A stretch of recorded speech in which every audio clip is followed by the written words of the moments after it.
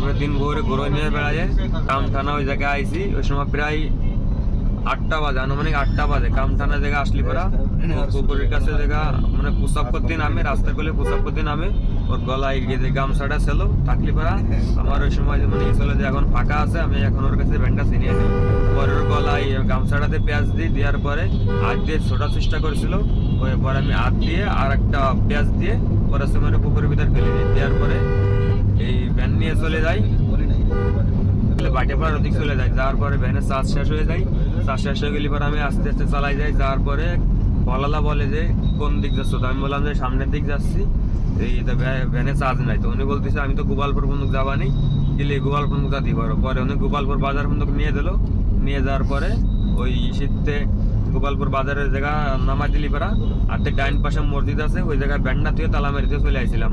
মনে করছিলাম যে আমি পরের দিনকে যাই ব্যান্ডা নিয়ে আসবো। এর আগেই ওরা মানে ব্যানের নাম্বার ছিল, নাম্বার থাকালেনি ওই জায়গা যে মসজিদের সামনে থইছিলাম ওই দিকের লোকজন ওদিক ব্যান্ডটা তালা মারা পায় এই অবস্থায়। তারপরে ওনারা আসছে ফোন দিয়ে ওই সুমনের বাড়িতে বলে, বাড়িতে বলি করা, তারপরে তারা যায় ব্যান্ডটা নিয়ে আসে। বাড়িতে বলি করা, তারপরে তারা যায় ব্যান্ডটা নিয়ে আসে। আর সুমনের মোবাইলটা হচ্ছে লোকেন ওর ফোনে চার্জ বেশি ছিল না, না থাকার কারণে ওর মোবাইলটা বন্ধ হয়ে গেছিল। আনুমানিক যে সময় আমি গলায় পেঁয়াজ দিয়ে করছিলাম ওই সময় করছিল দাবাদাবি করছিল, মানে মোবাইলটা ওই পুকুরের ভিতরে পড়ে যেতে পারে। আর চাবিটা হচ্ছে আমার কাছেই ছিল, আমি তালা মেরে নিয়ে আসছিলাম। মনে করছিলাম যে পরের দিন যাবানি।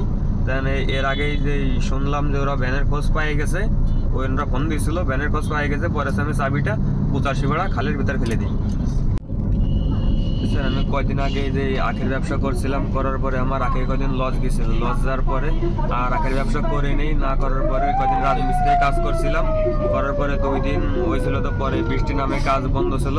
কাজ বন্ধ থাকলে আর কাজে যাই নাই। না যাওয়ার পরে আমি আর কোনো কাজ খুঁজে পাইছিলাম না। না পাওয়ার পরে হচ্ছে যে মানে আমি ছিল যে সুমন ছোট মানুষ আছে, আমি ওর কাছে ওর ভ্যানটা নিয়ে নেবো।